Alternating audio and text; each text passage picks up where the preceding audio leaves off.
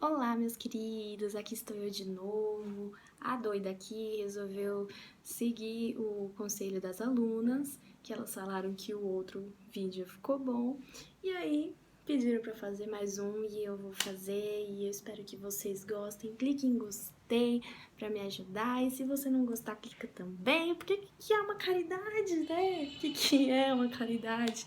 Mas assim, fique à vontade. E para pedir vídeos também, clica aí, coloca aí no seu comentário, se você falar assim, eu tô com dúvida em tal coisa, tal, eu faço um vídeo, a gente tenta conversar sobre isso. Enfim, o próximo vai ser sobre VNI. Se você não viu o meu antes de dilação mecânica, é interessante você ver antes de ver esse vídeo, viu?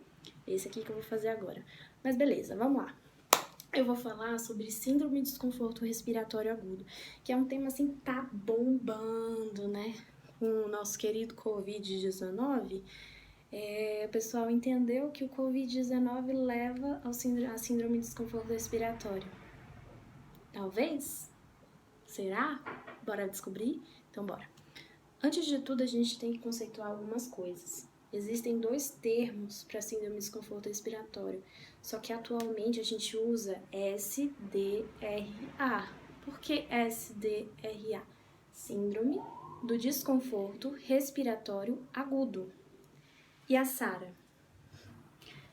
Síndrome de agonia respiratória aguda. Então, tudo na ciência é evolução. Então, perceberam que agonia e desconforto é melhor usar desconforto, né? E até porque é o paciente que relata, que mostra pra gente sinais de desconforto respiratório, tá?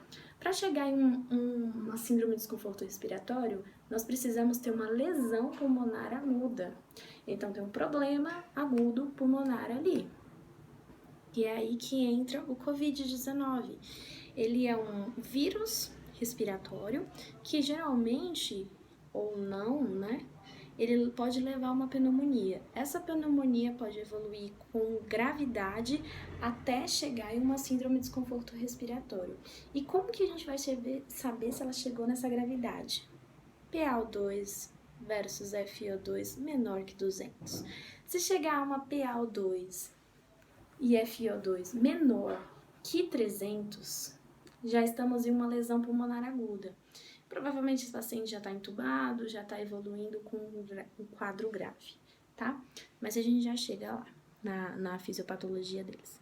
E não necessariamente quem chega à lesão pulmonar vai chegar a ter um desconforto respiratório. Chegou em uma PaO2, FiO2 menor que 300. Opa! Equipe, ó, bora! Tá evoluindo para SARA, que a gente ainda chama de SARA. Tá evoluindo para SARA. Então, vamos cuidar para isso não piorar. Aí que a gente entra carregando nesse paciente, mas a maioria das vezes eles evoluem sim. Eu tô olhando pra cá e a câmera tá aqui. Desculpa, gente, eu ainda não sei fazer essa coisa, mas eu tô tentando. Bom, as características principais que a gente vai encontrar na síndrome de desconforto respiratório. Eu vou colocar aqui pra vocês pra gente ir conversando uma a uma. Deixa eu ver aqui. Infiltrados.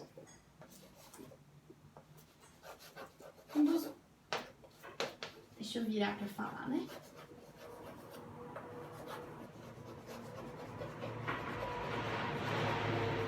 Nós vamos geralmente buscar essas coisas.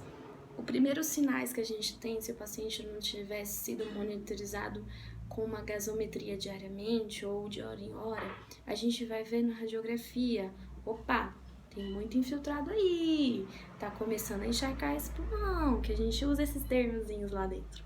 Tá começando a ficar muito carregado esse pulmão. Vamos colher uma gás para ver como tá esse PaO2 FiO2? Vamos, aí vem lá a gás 300. Puta merda, tá em lesão pulmonar aguda, bora correr, porque o negócio pode piorar. Então, a gente começa a se atentar lá no momento dos exames de imagem, que são eles radiografia, tomografia, entre afins, né? Mas geralmente é o que a gente tem à mão ali mais rápido, tá? Existem vários sinais radiológicos que eu não vou me atentar agora porque é muita coisa de exame de imagem, mas eu posso fazer um vídeo. Quem sabe, se tiver muita curtida nesse, eu posso fazer um vídeo sobre isso. Enfim, a hipoxemia grave, que vem do que eu estava falando, PaO2, FiO2 menor que 200. Então, quando chega nesse ponto aqui, a gente já considera uma síndrome de desconforto respiratório. Esse cálculozinho aqui é um cálculo que a gente faz, né, em ventilação mecânica, que eu posso fazer um vídeo também sobre isso. Uma pressão arterial pulmonar menor que 18.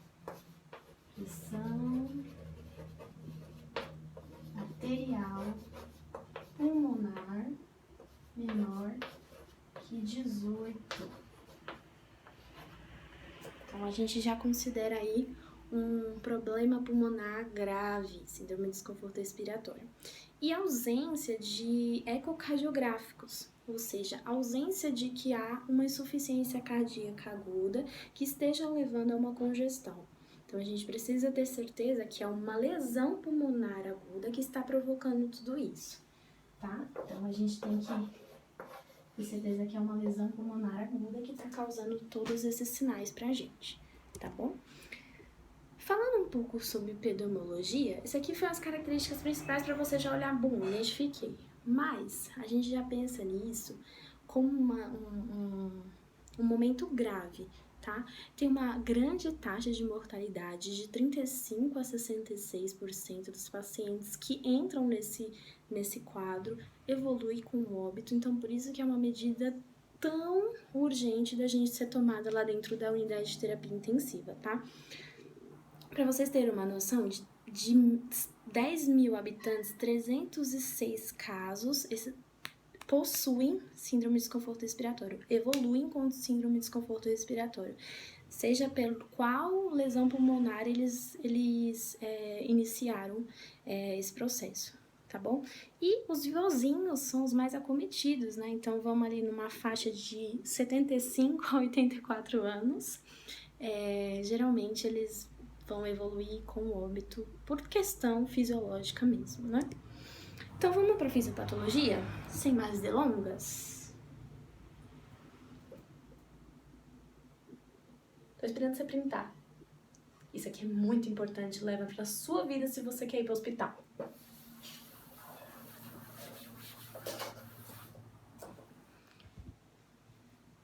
Fisiopatologia. Primeira coisa, inflamação na membrana alvéolar.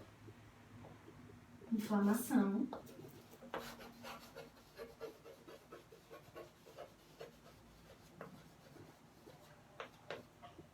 Membrana alvéolo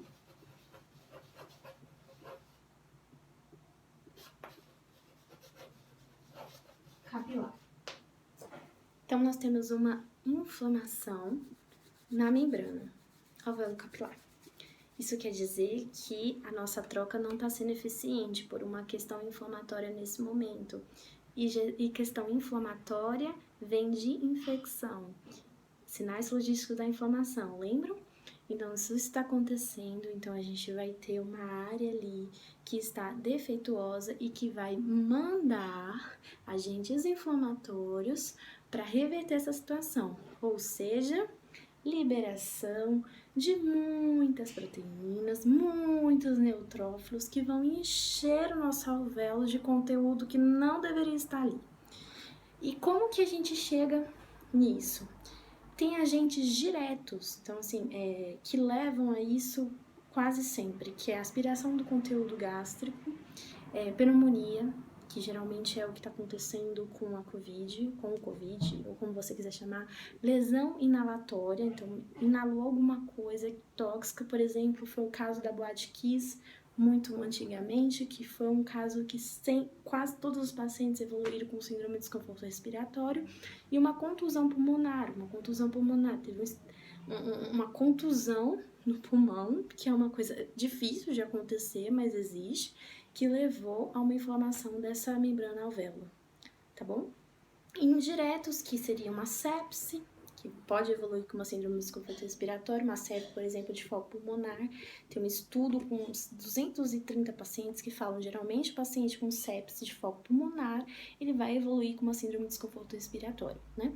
Uma pancreatite, uma politransfusão e um traumatismo. São alguns fatores que levam a isso, né?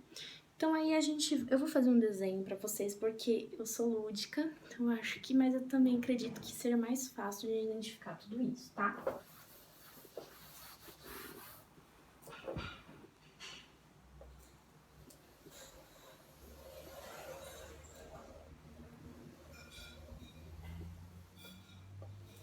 Aqui nós temos um alvéolo. Este lado é o bom e esse lado é o ruim. Quem diferenciou isso, vocês vão diferenciar agora. O giz verde é o surfactante não funcionante. O que não está funcionando. X verde. O surfa não funcionante. E o azul é o funcionante.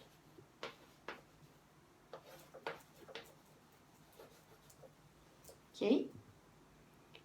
O giz rosa, aqui embaixinho,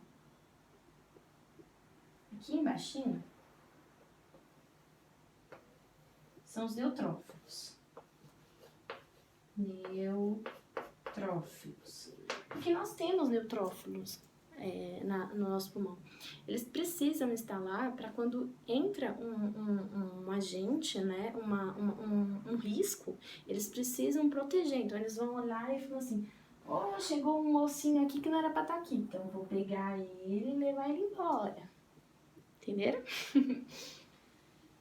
No pulmão de Saara, os neutrófilos estão malucos, porque o surfactante não está funcionando. Então, eles estão tudo lá, ó, se espalharem. E não era para eles se espalharem, porque eles são mediadores inflamatórios, infecciosos. Então, eles estão gerando uma infecção grandona lá no nosso pulmão. Tá dando ruim, né? Beleza. Então, a gente já tem o surfactante não funcionante, um monte de agentes inflamatórios no nosso alvéolo. Ainda pode piorar, viu? Um líquido rico em proteínas é extravasado, porque nada disso está funcionando. Então, o nosso alvéolo está tentando de tudo para sobreviver. Então, ou seja, você acha que não tem um giz de outra cor. Bom, você acha que... Ah, tem. Aqui. Você acha que a PIP, aqui embaixo, que a pressão respiratória no final da expiração vai dar conta de manter esse alvéolo aberto, sendo que o surfactante não está funcionando. Tem uma área de inflamação gigante. Você acha que ele vai dar conta de manter esse alvéolo aberto? Não vai. É isso que acontece na síndrome de desconforto respiratório. Por isso que a gente fala que é um extravasamento de líquido, tá cheio de líquido no alvéolo. Uma coisa foi ficando ruim, foi ficando ruim, e foi demorando a melhorar, e foi evoluindo, até que nada deu certo, tá? E esse paciente já tá no estado gravíssimo. Quando tudo isso acontece aqui, começa a acontecer as atelectasias. Porque isso aqui vai tudo colabando, e os alvéolos vão colabando e se juntando, porque a tensão superficial está aumentada, porque o surfactante não está funcionando, e essa é a função dele, diminuir a tensão superficial do alvéolo. Quando ela está aumentada, eles vão colabando, vai gerando um monte de área de atelectasia e vai ficando pior ainda de tratar. Então, ou seja, quando seu paciente entrar com uma lesão pulmonar aguda e a sua PaO2, FO2 estiverem 300, menor que 300, ou chegando em 300, corre, tá bom? Corre. Gostaram? Eu gostei do meu alvéolinho, acho bem bonitinho. Basicamente é isso, galera. Vou falar de novo. Alvéolinho bom, surfactante funcionante, maravilha, troca acontecendo. CO2 entrando, saindo O2. Tá tudo dando certo. De repente, por uma lesão pulmonar, por um vírus, por uma bactéria, alguns mediadores inflamatórios são liberados, eles não dão conta. Esse problema vai afetando o surfactante, que também não dá conta mais. Aí um líquido proteico vai se disseminando aí para tentar resolver o que está acontecendo, não dá certo também. A PIP não dá conta, o pulmão começa todo colabar, e é aí que a gente entra, tá bom? Bom, eu vou contar uma coisa rapidinho. Quando eu estava na faculdade, eu tinha um professor chamado Milson Bin, que ele é muito famoso, que ele falou assim numa prova: a proteína tá surfando no surfactante. E na hora, eu sabia a resposta porque ele falou na aula. Mas hoje, né, sendo preceptora, sendo uma fisioterapeuta já bem, um pouco, com uma pouca experiência, agora eu entendo o que ele tá falando. A proteína surfa no surfactante porque, meu filho, o surfactante tá lá sem saber do que tá acontecendo e tá tudo dando ruim lá dentro. Então, o surfactante é só mais um líquido lá. Agora eu entendi.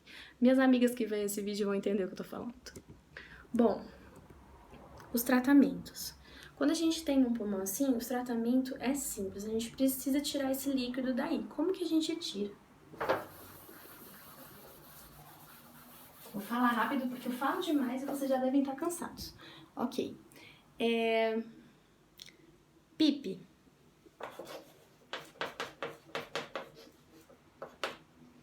PIP alta. É o que a gente tem feito agora, tanto no Covid, quanto a gente já vinha fazendo por conta de vários estudos que tem dado certo. Uma PIP para manter esse alvéolo aberto, porque já tem muito líquido lá. Então, quando a gente manda a PIP para lá, a gente tenta manter esse alvéolo aberto e vai melhorando essa tensão superficial que tá aí, porque o surfactante não tá dando conta. Lembram? O surfactante tá lá surfando, não tá dando conta de nada. Então, para quem não assistiu meu último vídeo, ou para que se eu não falei no último vídeo, PIP. Sabe quando a gente tem uma sujeira que a gente tá tentando tirar com a mangueira? Aí a gente não consegue com a mangueira com pouca pressão, a gente vai lá e ó, põe o dedo, aí vai com tudo a pressão e a sujeira sai? Mas essa não é a função, é o que acaba acontecendo. A função dela mesma é manter o alvéolo aberto no final da expiração. O drive pressure. Drive pressure. Menor que 15. O que é o drive pressure? Drive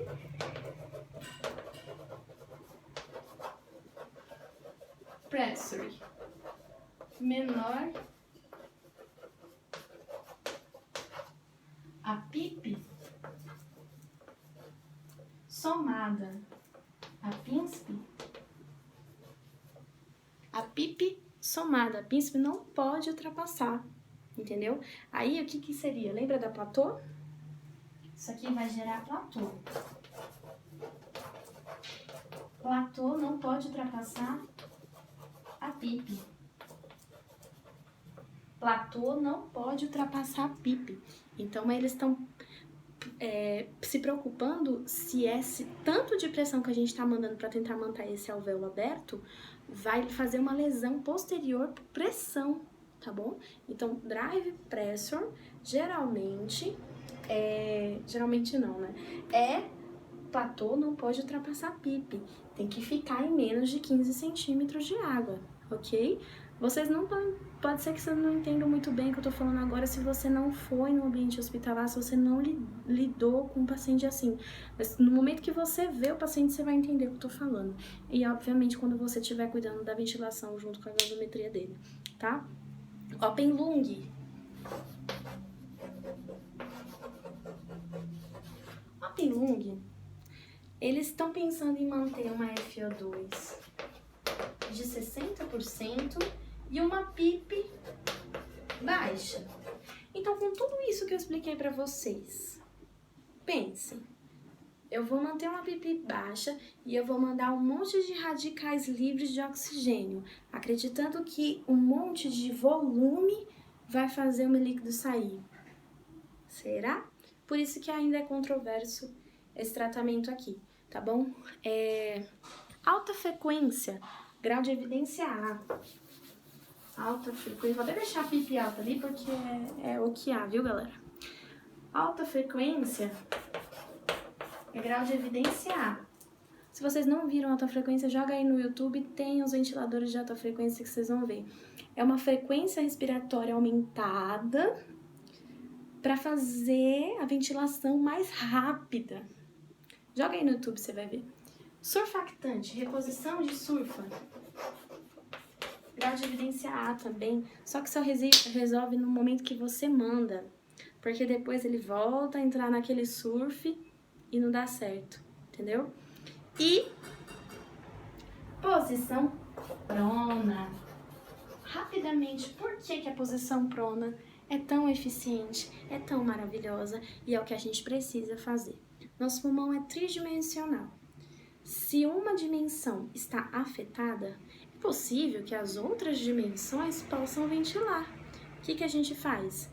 A gente coloca contra a gravidade este lado que está acometido e deixa com que os lados que não estão acometidos ventilem. Entenderam? Isso é fisiologia, tem que entender. Vou falar de novo. Pulmão tridimensional. Se uma dimensão está afetada, deixa essa dimensão afetada descansar, deixa ela lá e faz com que as que não estão afetadas ventilem, para esse paciente continuar vivo e ventilando, entenderam? Mas fazer uma posição prona é muito complicado, precisa de uma equipe muito bem preparada, porque imagine um paciente com catéter central, tubo, todas as monitorizações, a gente vai virar ele, não é fácil. Então, por isso que tem que ser uma coisa muito bem conversada com a equipe e muito bem assistida, ok? Galera, era isso, mais ou menos isso que eu tinha pra falar. Foi muito basicão, mas eu espero que tenha dado pra ter uma noção do que é a síndrome de desconforto respiratório. Estou à disposição para dúvidas, sugestões, críticas e elogios, que todo mundo gosta, né? E é isso. Dá seu gostei, manda um beijo pra mim e até o próximo vídeo.